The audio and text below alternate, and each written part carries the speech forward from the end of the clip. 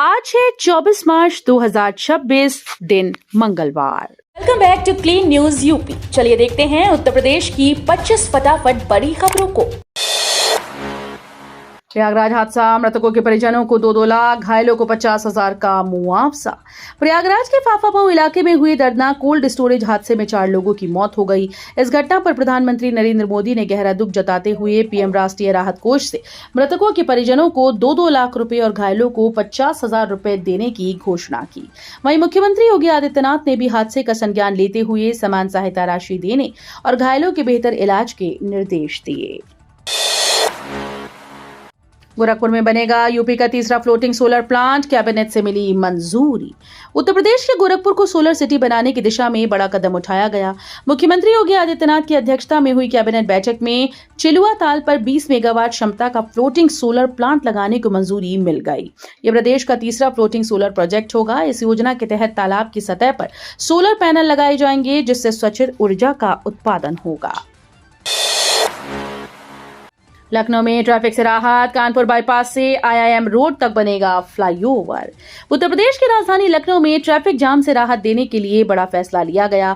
Kanpur bypass से दुबग्गा चौराहा होते हुए आईआईएम रोड तक फ्लाईओवर निर्माण को कैबिनेट की मंजूरी मिल गई। इस परियोजना से रोजाना लगने वाले जाम से लोगों को राहत मिलेगी। नए सर्वे के बाद फ्लाईओवर की लागत घटाकर 321.21 करोड़ रुपए कर दी गई है। गोरखपुर में 26 मार्च को आईटी पार्क का लोकार्पण, 3 दिवसीय दौरे पर आएंगे सीएम योगी।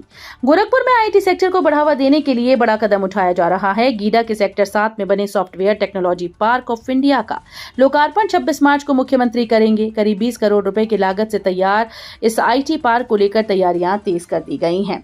सीएम योगी 3 दिवसीय दौरे पर गोरखपुर पहुंचेंगे। जिला प्रशासन और गीडा अधिकारियों ने मौके का निरीक्षण कर व्यवस्थाओं का जायजा लिया। सिलेंडर संकट गहराया, 4 स्टार होटल में 15 दिन से लकड़ी के चूल्हे पर बन रहा खाना। श्रावस्ती में कमर्शियल गैस सिलेंडर की भारी किल्लत अब बड़े होटल्स तक पहुंच गई। हालात ऐसे हैं कि एक 4 स्टार होटल में पिछले 15 दिनों से लकड़ी के चूल्हे पर खाना बनाना पड़ रहा है। इस होटल में रोजाना 50 से ज्यादा विदेशी पर्यटक ठहरते हैं और करीब 250 लोगों के लिए भोजन तैयार किया जाता है। होटल प्रबंधन ने जिला प्रशासन से कई बार सिलेंडर की मांग की है, लेकिन समस्या अभी तक बनी हुई है। संस्था प्रधान भर्ती में बदलाव की मांग, वरिष्ठ शिक्षकों को मौका देने पर जोर। उत्तर प्रदेश माध्यमिक शिक्षक संघ ने संस्था प्रधानों की भर्ती प्रक्रिया में बदलाव की मांग उठाई। संगठन का कहना है कि अशासकीय सहायता प्राप्त विद्यालयों में चयन के दौरान संबंधित स्कूल्स के 2 वरिष्ठ शिक्षकों को साक्षात्कार में शामिल किया जाना चाहिए। साथ ही लंबे समय से कार्यवाहक प्रधानाचार्य के रूप में कार्य कर रहे अनुभवी शिक्षकों को नजरअंदाज करना गलत है। संघ का मानना है कि 15 से 20 वर्षों तक का अनुभव रखने वाले शिक्षकों को अपनी योग्यता साबित करने का अवसर अवश्य मिलना चाहिए। सीएम योगी का भरोसा, देश सेवा करें निश्चिंत, परिवार की जिम्मेदारी सरकार की।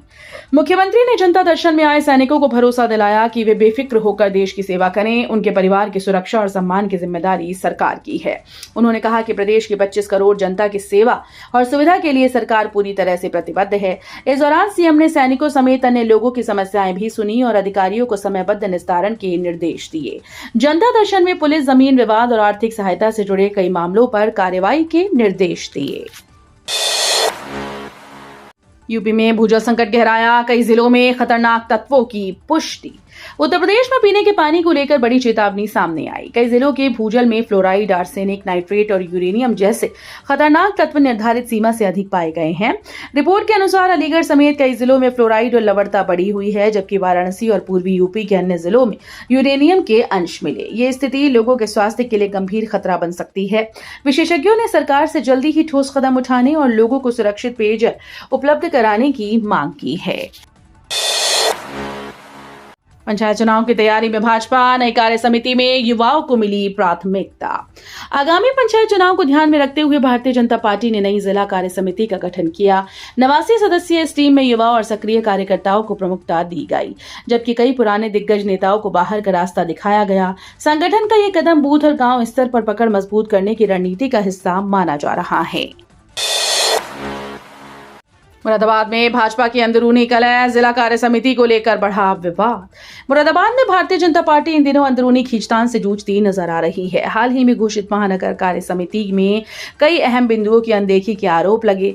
वहीं नामित पार्षदों की सूची में देहात क्षेत्र को प्रतिनिधित्व न मिलने से नाराजगी बढ़ी है। जिला कार्य समिति का प्रस्ताव भी विवादों में है, जिसे प्रदेश नेतृत्व को भेजा जा चुका है। पार्टी के भीतर बढ़ती ये खींचतान आगामी चुनाव से पहले संगठन के लिए चुनौती बनती दिख रही है। शंगवेरपुर में धरने पर बैठे संजय निषाद मस्जिद हटाने की मांग पर अड़े। उत्तर प्रदेश में सियासत गर्मा गई। संजय निषाद शंगवेरपुर धाम में जीटी रोड पर धरने पर बैठ गए। उनके साथ बड़ी संख्या में निषाद पार्टी के कार्यकर्ता मौजूद हैं। मंत्री की मांग है कि मंदिर के पास बनी मस्जिद को हटाया जाए, जिसे उन्होंने अवैध कब्जा बताया। धरने की सूचना मिलते ही पुलिस और प्रशासन मौके पर पहुंच गया। इससे पहले भी इस मुद्दे को लेकर के वो प्रदर्शन कर चुके हैं। हाथरस में आरटीई के तहत 1500 सीटें खाली, अभिभावकों का घटा रुझान। उत्तर प्रदेश के हाथरस में शिक्षा का अधिकार यानी आरटीई के तहत मुफ्त दाखिले को लेकर अभिभावकों का रुझान कम होता दिख रहा है। जिले में कुल 3897 सीटों के मुकाबले अब तक सिर्फ 2397 सीटों पर ही प्रवेश हो सका, जबकि करीब 1500 सीटें खाली हैं। कॉन्वेंट स्कूल में दाखिले की चाह और जागरूकता की कमी इसकी बड़ी वजह मानी जा रही है। लोकसभा में उठा जातीय जनगणना का मुद्दा, ओबीसी का स्पष्ट उल्लेख करने की मांग। लोकसभा में आजमगढ़ के सांसद धर्मेंद्र यादव ने जातीय जनगणना का मुद्दा जोरदार तरीके से उठाया। उन्होंने केंद्र सरकार से मांग की है कि गजट अधिसूचना में पिछड़े वर्ग यानी ओबीसी का स्पष्ट उल्लेख किया जाए, ताकि किसी भी तरह की स्थिति न रहे। अपने संबोधन की शुरुआत उन्होंने राम मनोहर लोहिया, भगत सिंह और राजगुरु को नमन करते हुए की। सांसद ने कहा कि स्पष्टता से ही सामाजिक न्याय सुनिश्चित किया जा सकता है। मऊ में दमकल व्यवस्था लाचार, 60 कर्मियों पर 26 लाख आबादी की जिम्मेदारी। उत्तर प्रदेश के मऊ जिले में दमकल व्यवस्था संसाधनों की कमी से जूझ रही है। यहाँ 98 के मानक के मुकाबले सिर्फ 60 दमकल कर्मी ही 26 लाख की आबादी की सुरक्षा का जिम्मा संभाल रहे हैं। हाल ही में 3 नए फायर स्टेशन बने, लेकिन कर्मचारियों और उपकरणों की कमी बनी हुई है। 4 तहसीलों में 16 की जगह सिर्फ 12 दमकल वाहन उपलब्ध हैं, जबकि हाइड्रोलिक गाड़ियां भी नहीं हैं। बिना अनुमति सड़क खोदने पर होगी एफआईआर। नगर निगम ने 2575 करोड़ का बजट पास किया। शहर में अब बिना अनुमति सड़क खोदने पर सख्त कार्रवाई होगी। नगर निगम की बैठक में फैसला किया गया कि निजी और सरकारी दोनों विभागों को सड़क खोदने से पहले अनुमति लेना अनिवार्य होगा, वरना एफआईआर दर्ज की जाएगी। मेयर अशोक कुमार तिवारी की अध्यक्षता में हुई बैठक में ये निर्णय लिया गया। बताया गया कि 100 वार्ड में 250 से ज्यादा स्थानों पर बिना अनुमति सड़क खोदी गई, जिससे लोगों को परेशानी हो रही है। योगी कैबिनेट का बड़ा फैसला, कृषि भूमि पर नक्शा पास कराने में मिली बड़ी राहत। उत्तर प्रदेश में निवेश और कारोबार को बढ़ावा देने के लिए सरकार ने बड़ा फैसला लिया। मुख्यमंत्री की अध्यक्षता में हुई कैबिनेट बैठक में कृषि भूमि को लेकर अहम राहत दी गई। अब उद्योग या अन्य कारोबार के लिए कृषि भूमि का भू उपयोग बदले बिना ही नक्शा पास कराया जा सकेगा। पहले इसके लिए भूमि को अकृषि कराना अनिवार्य था। ईज ऑफ डूइंग बिजनेस के तहत लिए गए इस फैसले से निवेशकों को सुविधा मिलेगी। यूपी में नशे के खिलाफ बड़ा अभियान, हर जिले में चलेगा सख्त एक्शन प्लान। उत्तर प्रदेश में नशे के अवैध कारोबार पर पूरी तरह से रोक लगाने के लिए सरकार ने बड़ा एक्शन प्लान तैयार किया। मुख्यमंत्री योगी आदित्यनाथ के नेतृत्व में हर जिले में अभियान चलाकर तस्करी, बिक्री और सेवन पर सख्ती की जाएगी। मुख्य सचिव एसपी गोयल की अध्यक्षता में हुई बैठक में अधिकारियों को समन्वय के साथ काम करने के निर्देश दिए गए। साथ ही नशा मुक्ति के लिए जागरूकता अभियान भी तेज किए जाएंगे। मथुरा से अयोध्या भेजा गया विशेष प्रसाद, रामनवमी पर रामलला को होगा अर्पण। मथुरा के पावन श्री कृष्ण जन्मभूमि से रामनवमी के अवसर पर विशेष प्रसाद अयोध्या धाम के लिए रवाना किया गया। विधि विधान और मंत्रोच्चार के बीच सजे धजे वाहन को हरी झंडी दिखाकर भेजा गया। इस दौरान भक्ति गीतों के साथ भव्य जुलूस भी निकाला गया, जिसमें बड़ी संख्या में श्रद्धालु शामिल हुए। ये प्रसाद भगवान रामलला को अर्पित किया जाएगा। बाराबंकी में 775 राशन दुकानों का होगा विलय, 500 से कम कार्ड वाली दुकानों पर फैसला। बाराबंकी जिले में राशन व्यवस्था में बड़ा बदलाव होने जा रहा है। शासन के निर्देश पर 500 से कम राशन कार्ड वाली 775 उचित दर दुकानों को नजदीकी दुकानों में मर्ज करने की तैयारी है। जिले में कुल 1452 राशन दुकानें हैं, जिनमें बड़ी संख्या इस फैसले से प्रभावित होगी। इस बदलाव के बाद कई लाभार्थियों को दूर जाकर राशन लेना पड़ सकता है। खासकर हैदरगढ़ नगर पंचायत में सभी दुकानों पर 500 से कम कार्ड हैं। लखनऊ कानपुर रेल रूट पर बड़ा बदलाव, 42 दिन तक कई ट्रेन रद्द और रूट डाइवर्ट। लखनऊ और कानपुर के बीच सफर करने वाले यात्रियों के लिए जरूरी खबर है। 2 अप्रैल से 13 मई तक गंगा पुल पर स्लीपर बदलने के काम के चलते ट्रेन के संचालन में बड़ा बदलाव किया गया है। इस दौरान 13 ट्रेनों को रद्द कर दिया गया, जबकि 4 ट्रेन के मार्ग परिवर्तित किए गए। ये कार्य कानपुर सेंट्रल और पुल बायां किनारा के बीच किया जाएगा। वहीं दैनिक यात्री संघ ने मेमू ट्रेन को पुल बायां किनारा तक चलाने की मांग उठाई ताकि यात्रियों को राहत मिल सके। यूपी की टॉपर बेटियों को अंतरिक्ष यात्रा का मौका, श्रीहरिकोटा जाएंगी छात्राएं। उत्तर प्रदेश के महाराजगंज की 2 होनहार बेटियां अब अंतरिक्ष को करीब से देखने जा रही हैं।